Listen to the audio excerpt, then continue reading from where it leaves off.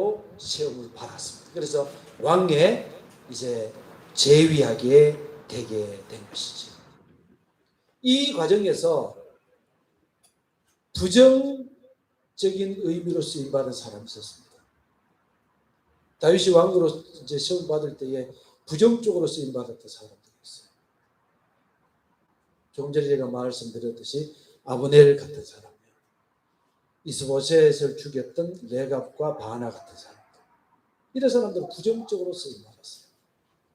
근데 긍정적으로 쓰임받았던 사람들도 굉장히 많이 있습니다. 우리가 나중에 역대하 말씀들도 좀 보면서 그때 가서 우리가 좀 볼 텐데, 긍정적으로 쓰임받았던 사람들도 참 많습니다.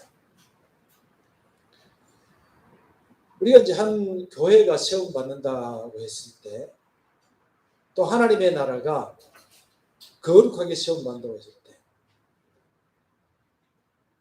그 다음에 또 예수님이 십자가에 돌아가실 때에도 마찬가지로 보면 부정적으로 쓰임받는 사람이 있고 긍정적으로 쓰임받는 사람이 있죠. 그죠? 우리는 어떤 사람이 돼야 되죠? 긍정적으로 쓰임받는 사람.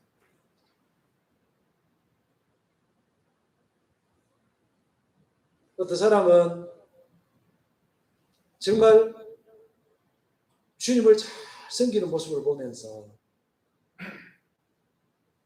목회자들 또 성도들이 그들을 위해서 하나님, 아무에게는 하나님께서 큰 복을 주셨어요. 정말 시험 받아야 됩니다. 우리가 레위기, 민수기 이 말씀을 봤을 때에 가난한 사람이 이제 부자한테 돈을 빌렸어요. 돈을 빌렸는데 담보물을 자기 겉옷을 이제 맡기고 돈을 빌렸어요. 근데 부자가 하나님 말씀을 지키고 또 옆집에 돈 빌린 사람이 너무 불쌍해가지고 저녁에 대해서 그 겉옷을 갖다 줘요. 왜냐하면 이때 당시 이스라엘 이런 지역에서는 겉옷이 이불처럼 사용되는 것이니까 이불이 없이는 달달 떨잖아요. 추워서. 그래서 저녁이 되니까 부자가 그것을 갖다 줘요. 갖다 주면 이 가난한 사람이 돈을 빌렸는데 담보물 또 돌려주면서 덮고 자라는 거라. 그러니까 가난한 사람이 달달 떨다가 옆집에 부자가 돈도 빌려줬는데 그것도 갖다 주면서 따뜻하게 자라 그러니까 너무너무 고마워서 그 사람이 하나님 앞에 기도하면 하나님, 옆집 그 부자 하나님 복 받아야 되겠습니다. 하나님 그 사람은 하나님 복 주셔야 됩니다. 그렇게 하면 하나님이 그 부자에게 복을 준대요. 성경이 그렇게 기록했죠. 그래서 우리는 정말 어려움 당하고 힘든 사람이 있으면 그 사람을 도와야 되는 거지. 그런데 어떤 사람은 다른 사람의 마음을 너무너무 세게 해요. 속을 너무너무 세게 해요. 그래서 어떤 사람은 그 사람을 위해서 하나님 내가 억울해 죽겠습니다 하고 가슴을 치면서 기도하다가 기도하는 사람을 복을 받는데 괴롭힌 사람은 복을 못 받는 경우가 있죠. 그럼 우리는 어떤 사람에 대해서 기도하도록 만드는 사람이 되야 될까? 긍정적으로 쓰임받아서 기도하는 사람이 되도록 만들어야 되겠죠. 그죠? 다윗이 왕으로 세워지기까지 부정적으로 쓰임받은 사람이 있고 긍정적으로 쓰임받은 사람이 있었어요. 전에 어떤 저하고 친하게 지냈던 사회복지사가 있었는데요. 그 사람이 이제 어느 날 편의점에 뭘 사러 들어갔대. 그러니까 너무 초췌하게 보이는 어떤 할머니가 박스를 막 정리하고 있더라는 거예요. 그래서 그날따라 마음이 너무 동해서 할머니 식사는 하시고 하시는 거예요? 그랬더니 쳐다보면서 고개를 절레절레 보니까 그 사회복지사가 볼 때도 안 먹은 것 같아 보였대요. 그래가지고 할머니 좀 기다리세요. 들어가가지고 편의점 도시락을 하나 사가지고 개봐야 뭐 3,000원, 3,500원밖에 안 하잖아요. 요새 얼마 합니까? 그거를 전자레인지 데워가지고 들고 나와서 그거 하면은 편의점 바깥에 다 있잖아요. 그 뭡니까? 예? 의자하고 그랬잖아. 차례를 주고 할머니 드세요. 그러니까 뭐 이런 사람이 당연히 나오죠. 쳐다보더만 하는 소리가 내 이거 집에 가져가도 돼요. 그러더라는 거예요. 할머니 왜요? 할머니 드세요. 손자 주고 싶어가지고 그러더라는 거예요. 이 사국체가 어떻게 했을까요? 네. 안에 들어가서 할머니 이거 드세요. 내가 하나 더 사드릴게요. 하나 더 사드렸다.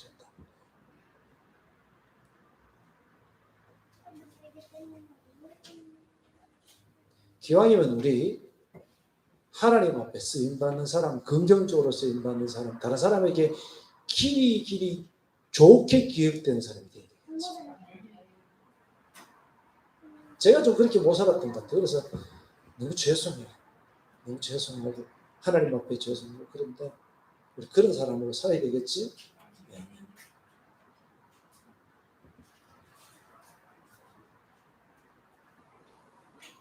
자, 그래서 다윗은 그렇게 왕으로 시험 받았어.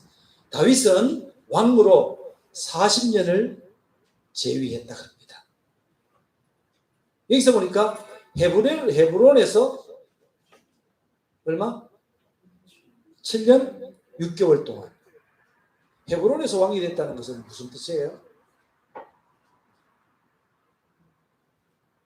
그러니까 헤브론에서 왕이 됐다는 것은 나중에 되면 나라가 두 쪽으로 나뉘어지는데 남쪽 유다 사람들의 왕이었다. 그런 것입니다. 그 다음에 33년 왕이 됐다라고 하는 것은 통일왕국의 왕이었다. 이렇게 얘기를 합니다. 벌써 이때부터 시작해서 아말렉 유다 사람들과 이스라엘 사람들 사이에 갈등, 격 이런 것들이 이미 존재하고 있었던 볼 수 있어요. 존재하고 있었어요. 이것이 이제 나중에 대해서 솔로몬이 죽고 난 다음에 솔로몬의 아들 르호보암이 왕이 됐을 때 나라가 나뉘어지는 결정적인 계기가 되고 마는 것이죠. 그러니까 그렇게 좀 이해를 하고 또 그때 가서 또 설명을 해야 되니까 그렇게 이해를 하면 되겠습니다. 다윗은 왕이 되고 난 다음에 다윗의 마음속에 꼭 차지하고 싶었던 곳이 있었어요. 그 예루살렘이죠. 예루살렘은 우리가 이제 그 창세기에 보면 아브라함이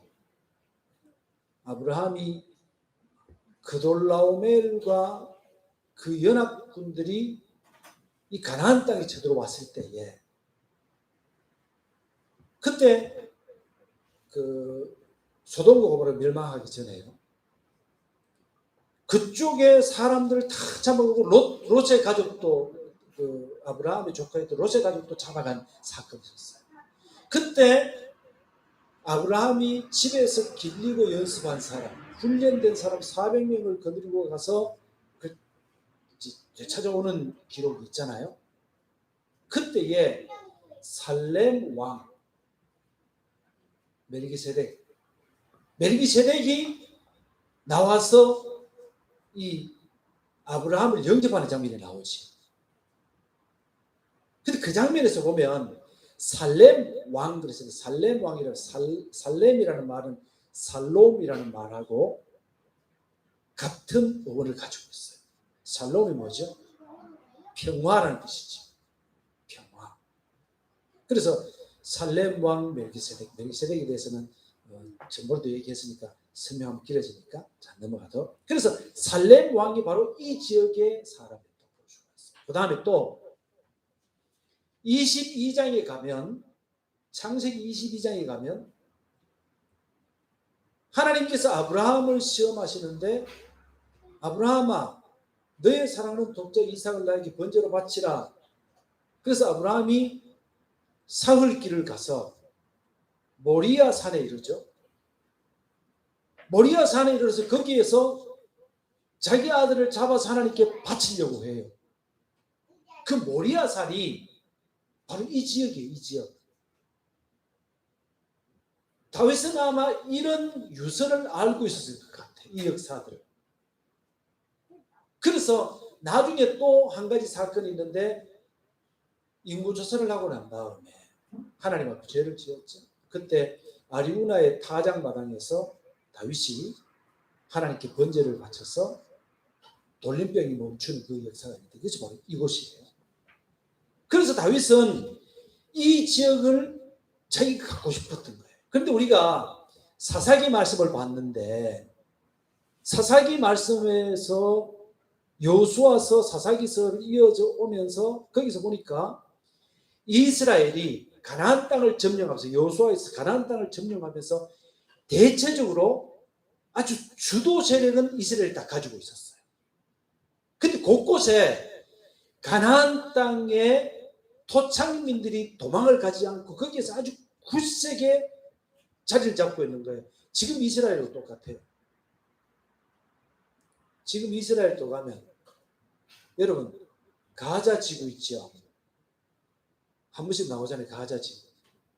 원래는 이스라엘 땅이거든요. 성경에 가사라고 해요. 가사. 뿐만 아니고 헤브론 지역에 가보면, 지금도 헤브론 지역에 가보면 거기에도 총탄이 막 엄청 많아요. 그런데 그 근처에도 아랍인들이 엄청나게 많아요. 베델 지역도 가니까 이스라엘 정착촌이 따로 있어요. 이렇게 뭐예요? 울타리를 해가지고 거기도 막 군인들이 이렇게 있어요.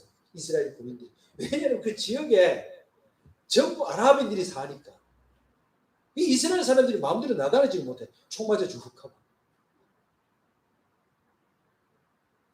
이 이스라엘 지역의 주도권은 이스라엘이 가지고 있지만 지금도 그런 형국이에요. 그게 사사시대에 그랬던 것 같아요. 지금 이때에도 대체적으로 그러니까 사울 왕 때에 대체적으로 많은 곳을 사울이 전쟁을 통해서 다 차지했어요. 그런데 이 블레셋 지역은 여전히 차지하지 못했고, 그 다음에 블레셋 지역뿐만 아니고 예루살렘 지역 있죠. 그 지역은 아직도 차지하지 못한 거예요. 그 다윗은 그 지역을 차지하고 싶어요. 왜냐하면 하나님께서 뭔가 이곳에서 거룩한 일을 일으키실 것 같아요. 자기 조상 아브라함이 그곳에서 이삭을 바쳤던 곳이 바로 이곳이에요. 그래서 이곳을 차지하고 싶은 거예요.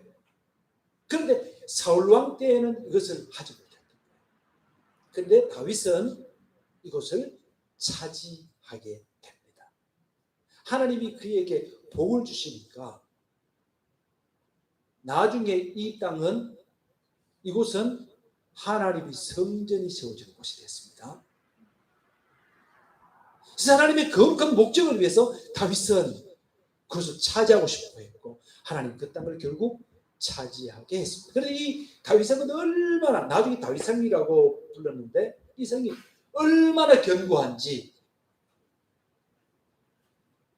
이 지역에 있는 여부수 족속의 이야기를, 야, 너희들이 아무리 올라와 봐라, 소경하고 정윤발이, 그러니까 장애인들이 나와가지고 너희들은 정예 군사가 오고 여기에는 장애인들이 와가지고서 아무것도 못 보는 사람이 돌멩이 떠줘도 우리는 다 이길 수 있다 하고 얘기할 만큼 견고한 성이었다는 거예요. 그런데도 하나님이 그 땅을 차지하게 하셨다. 그런 얘기입니다. 참 좋다, 그죠? 우리가 그 찬양 많이 하죠. 주님이 주신 땅으로, 그 찬양 있죠. 이 산지를 내게 주셨어. 이 산지를 내게 주셨어. 갈렙이 그렇게 얘기한 내용이죠. 거기는 아낙 자손들이 있고 거인족이 있어요. 그 성읍은 견고하고 아낙 자손이 그들을 우리를 들어오지 못하도록 지킨다고 하더라도 그 산지를 내게 주셨어. 주님이 열어가시고 우리가 그곳을 차지하겠나이다. 그 믿음. 우리가 갈렙의 모습 속에서 어떤 면으로 그 믿음을 보면 다윗의 믿음과 같은 그런 모습을 볼 수가 있고, 그죠? 다윗은 이미 골리앗을 쓰러뜨릴 때 그 믿음을 우리 그 속에서 봤잖아요. 어떤 면으로 다윗은 그 큰 능력, 하나님의 괜히 힘이 있음에도 불구하고 그것을 사울에게는 사용 안 하죠. 사랑했잖아요, 그죠? 사랑하고 그걸 지켜주잖아요. 그 능력이 있음에도 불구하고. 그래서 우리가 능력은 있어야 돼요. 실력도 있어야 돼요. 공부도 해야 되고, 또 우리 성도들 중에서 재력도 있어야 돼요. 다 있어요. 다 있지만 그것을 가지고 불의한 데 사용하면 안 돼요. 우리에게 있는 것은 하나님의 은혜가 되어서 은혜의 강은요 높은 데서 낮은 데로 흐르죠. 우리가 예수 믿는 사람들이 물질을 가졌으면 그것을 가지고 가난한 사람이 흘러가고, 그렇죠? 우리가 만약에 권력을 이 세상 지금 정치권들처럼 그런 권력을 가지면 안 돼요. 너무 권력들이 지금 너무 부패해 있는 상태거든요. 그러나 우리가 권력이 있다면 그것을 가지고 이 세상 힘들고 어려운 사람들을 향해서 흘려보내는 그런 우리가 되어야 되겠죠. 늘 그런 마음으로 살아야 됩니다. 그렇죠?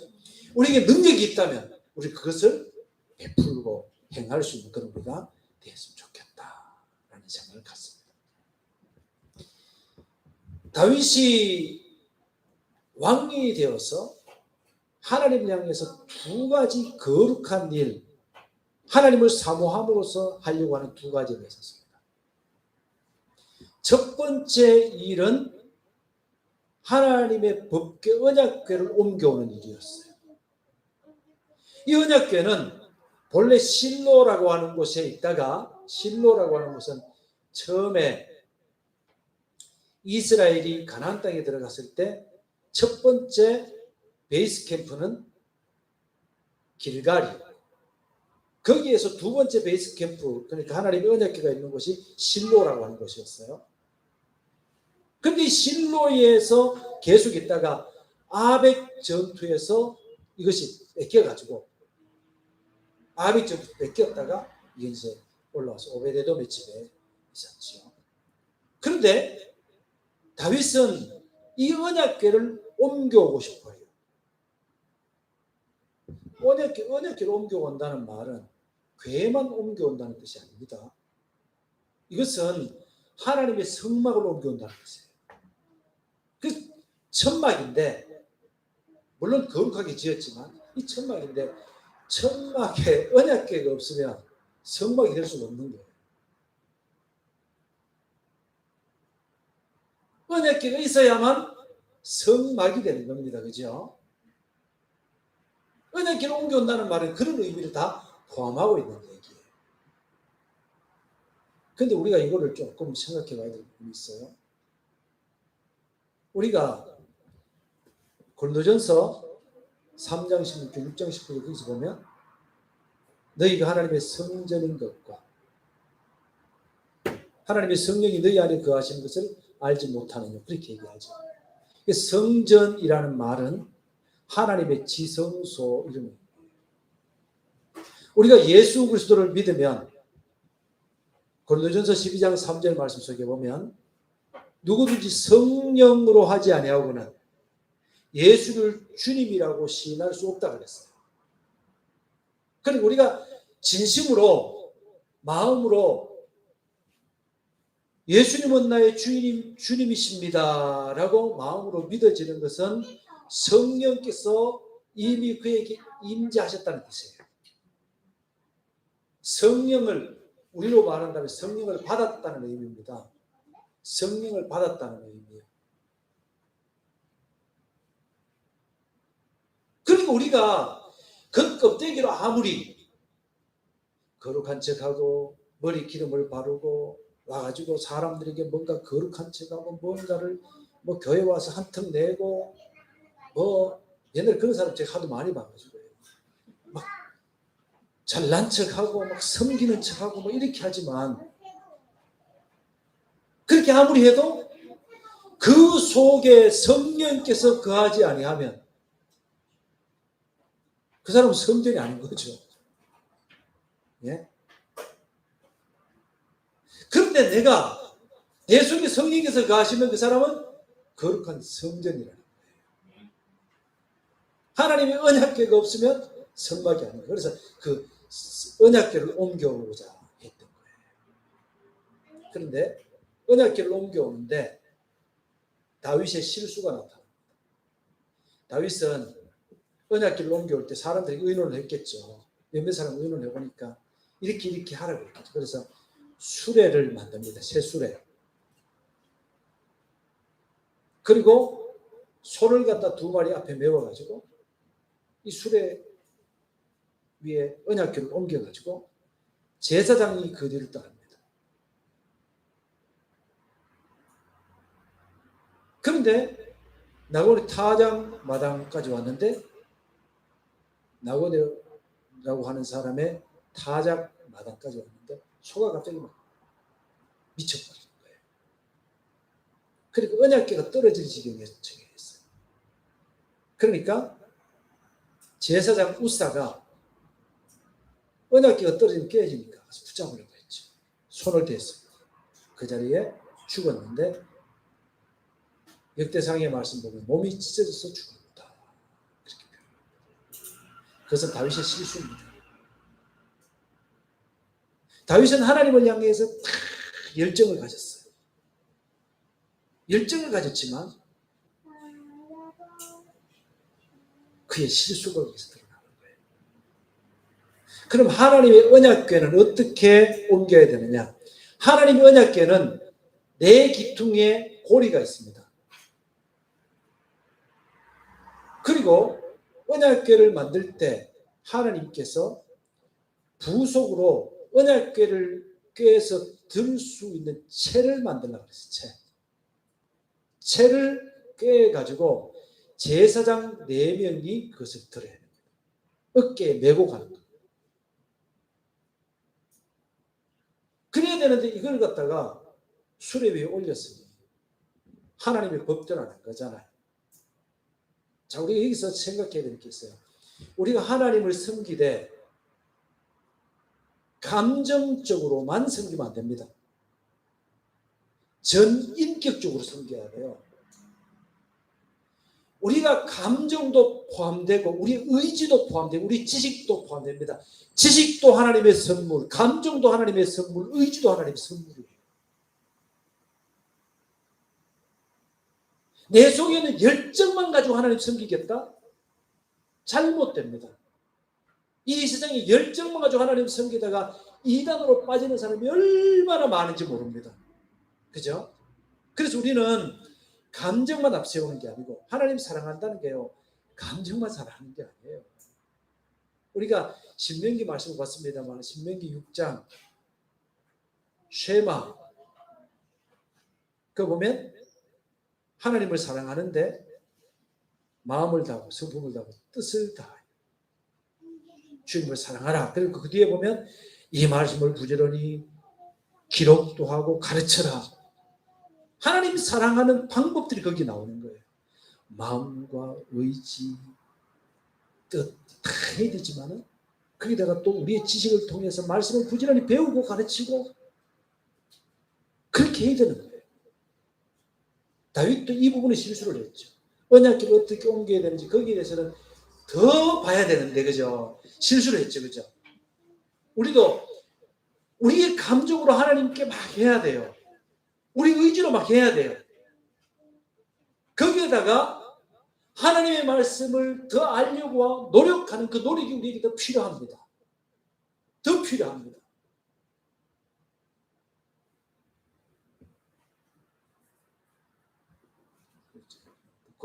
그렇게 얘기해야 될 것 같습니다. 제가 이렇게 말을 좀 제가 잘 더듬어요. 그래서 나중에 이 이제 언약궤가 결국은 우사의 죽음으로 말미암아서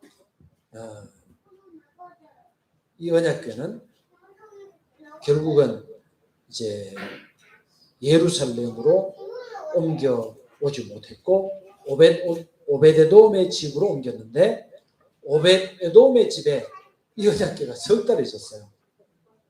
석 달 있었는데 오베데돔이 복을 받았대요. 근데 우리 이제 그 오베데돔이 집에 하나님의 언약궤가 석 달을 이렇게 큰 복 받았는데, 그래서 우리도 이제 하나님 앞에서 석 달 동안 복 한 받아 봅시다. 하나님 우리에게 석 달 동안 어떤 복을 주실 것인가 기대하면서, 그죠? 오베데돔이 지금 고작 석 달 있었는데 큰 복을 받았다. 우리들도 눈에 드러날 만큼 큰 복 한번 받아봅시다. 하나님 모셨으니까 이제는 하나님이 큰 복 주시도록 더 많이 기도하고, 기왕이면 우리가 이 땅 좀 편안하게 살아야 되지 않겠어요? 그죠? 그랬으면 좋겠습니다. 그런데도 이 첫 번째 방법으로 다윗 실패했는데도 불구하고 모두가 두려워했지만 다시 다윗은 이 언약궤를 예루살렘으로 옮겨오기로 결정을 합니다. 그리고 난 다음에 다시 이제 옮겨오는데, 이제는 하나님의 방법으로 했어요. 하나님 방법으로 오면서 언약궤를 옮겨오는데, 불교에서는 뭐 삼보일배 했다 그러는데, 다윗은 몇 걸음 오고 난 다음에 제서 들었어요? 6걸음. 언약궤를 메고 한 걸음, 두 걸음, 6걸음 걷고 난 다음에 하나님께 감사 제사를 이렇게 했다는 거예요. 아마 불교에서 이게 다윗이 하는 걸 배웠지 않았는데 하는 생각이 드는데, 그 불교에서 하는 그걸 복 못 받을 일이고 우상에게 하는 걸 복 못 받을 일이고, 그런데 하나님께 그렇게 했다는 거예요. 이것은 뭐냐 그러면 다윗이 감사로 가득 찼다는 얘기지. 그런데 이 언약궤를 옮겨오는 중에 백성들이 즐거이 찬양하고 다윗도 너무 즐거워서 이제는 소가 뛰놀 일도 없고, 이제는 막 언약궤를 옮겨오는데 아무 사고 없이 잘 가니까 다윗은 그 앞에서 춤을 췄어요. 춤을 췄는데 아마 부끄러운 것은 안 보이실 것 같고, 옷이 한번 흘러내렸으니까 뭐 어깨도 드러나고 이렇게 했겠죠. 그러니까 이 미갈이, 다윗의 아내였던 미갈이 창가를 내려다보다가 뭐라 그래요? 아이고, 비웃으면서 나중에 다윗에게 뭐라 그래요? 이스라엘의 왕이 얼마나 존귀한지, 아주 그냥 여자 종들 앞에서 자기 몸을 드러내는 아주 그냥, 그러면서 아주 비방을 하는 거예요. 그래서 결국은 미갈은 죽을 때까지 아기를 낳지 못하고 다윗의 미움거리가 되게 됩니다. 우리가 하나님을 찬양하다 보면 그럴 때도 저렇게 부끄러운 모습, 어떤 때 우리가요, 정말 우리 그렇습니다. 지금 제가 여러분 우는 모습 한번 보여드릴까요? 우는 모습 보면 얼마나 부끄러운, 이리 울어보세요. 여러분 보면 얼마나 그렇겠어요. 그죠? 근데 제가 하나님 앞에 회개하느라 웃고, 좋아서 울고, 회개하느라 웃고, 회개하느라 울고, 좋아서 울고 이렇게 하면 여러분 제 얼굴 찌그러졌다고 욕할 거예요? 아니요. 우리가 회개할 때는 울어도 괜찮아. 좋아서 하나님 앞에 영광드리려고 웃을 때는 좀 부끄러우면 어때요? 괜찮아, 그죠? 그것은 미움거리가 아니고 우리가 본받아야 될 거리가 되는 거지. 근데 미갈은 그런 사람이 못됐던 거지.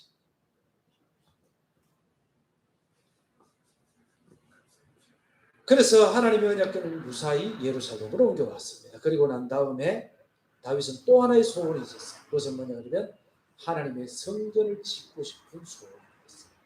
그래서 선지자 나단을 불러서, 다윗이 이제 자기 왕궁도 지었거든요. 그런데 나단을 불러서 얘기를 하지. 나는 편안히 백양목궁에 거하는데 하나님의 언약궤는 아직도 천막 속에 있네요 하고 나단이 얼른 날아갔죠. 그러면서 나단이 얘기하기를, 왕이 좋으실 대로 하시지요. 왕궁 하나님의 성전을 지으시지요. 이렇게 얘기했는데 다시 나단에게 하나님 말씀이 임해서 뭐라 그래요? 아니다. 다윗은 지을 수가 없다.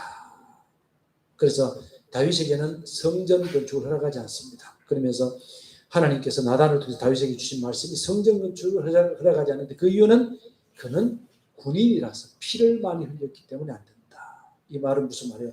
하나님은 평화의 하나님이시다. 평화의 하나님 섬기는 우리가 사람들 사이에 불화를 만들면 돼야 안 돼요? 싸우다가도 우리만 가면 화목하게 되는 화목의 직책을 하나님 우리에게 주셨습니다. 화목의 직분을 주셨습니다. 제가 이걸 생각해 보면 야, 내가 가는 곳마다 불화가 일어났었구나. 하나님 죄송해요. 이런 마음이 들어요. 우리는 이제는 평화의 사도, 그죠? 우리는 화목하게 하는 직책을 하나님 우리에게 주셨다는 마음을 가지고 사람들을 화목하게 만드는 우리가 되어야 될 줄 믿습니다. 그리고 하나님께서 계속해서 다윗에게 말씀하시기를 다윗의 모든 원수를 멸하고 그의 이름을 위대하게 해주겠다. 그리고 이스라엘을 한 곳에 이 땅에 정착하게 하겠다. 그 다음에 원수들을 벗어나 평안하게 하겠다. 그리고 너의 아들이 성전을 건축하게 하겠다. 그리고 또 한 가지 더 말씀하시죠. 너의 대가 끊어지지 않게 하겠다. 너의 왕위가 끊어지지 않게 하겠다. 하고 말씀하시죠. 그래서 다윗은 하나님 앞에 감사의 제사를 드리는 그런 내용이 나옵니다. 그리고 다윗은 자기 주변에서 자기를 괴롭혔던 많은 대적들을 모두 평정시키고 거룩한 평화를 얻게 되는 아주 위대한 왕으로 세워놓았습니다. 다윗에게는 실수도 있습니다. 다윗의 실수 중에서 가장 큰 실수를 저는 뭘로 보느냐 그러면 많은 아내를 둔 거예요. 너무나 많은 아내를 두었어요. 그 아내를 둔 것에 대해서 제가 105 쪽에 보면 거기 나와 있는데 다윗의 아내들과 아들들 미갈이 있었고 아히노암이 있었고 아비가일이 있었고 마아가가 있었고 학깃이 있었고 아비달이 있었고 에글라가 있었고 그 외 처첩을 통해서도 또 있었고 너무 많았어요. 그래서 하나님의 명령을 다 지키지 못했어요. 그래서 결국은 다윗의 아들들 중에서 피비린내라는 왕위 쟁탈전이 일어나게 되는 끔찍한 일이 있었습니다. 그럼에도 불구하고 그 많은 실수에도 불구하고 하나님은 다윗을 하나님을 향한 그 뜨거운 사랑, 하나님을 향한 그 열정 이런 것들을 하나님 받으셔서 그 실수를 하나님 묻어주십니다. 우리는 허물 많은 사람들이죠. 하나씩 우리 죄를 한번 하나님이 꺼내가지고 이게 딱 드러낸다 그러면 부끄러워서 우리가 어떻게 쓰겠습니까?